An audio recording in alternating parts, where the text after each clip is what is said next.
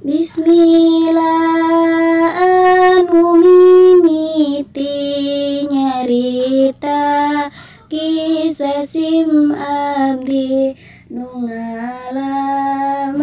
dinya nyeri ku hiji santri lalaki barang dina hiji mangsa anjeunna maniku tega ngaduakeun cintana sareng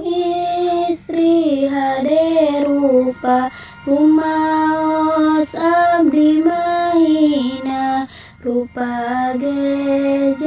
jauheuna abdi mah mun gaduh cinta moal aya bandingana nah bet aya gogoda kasabar mana nyerina narima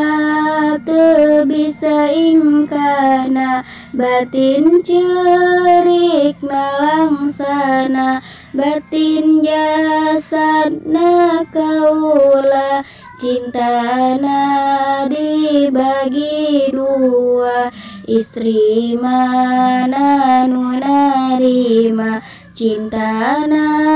dibagi dua kumaha rek dibungakeun ieu hate dinyerikeun anjeunna nu diidamkeun ka abdi nyia-nyiakeun ustana lamun teu salah anjeunna nu kateulah anjeunna anu tos pernah ngucapkeun kata nanya Bismillah anu mimiti nyarita kisah sim abdi nu ngalaman dinya nyeri ku hiji santri lalaki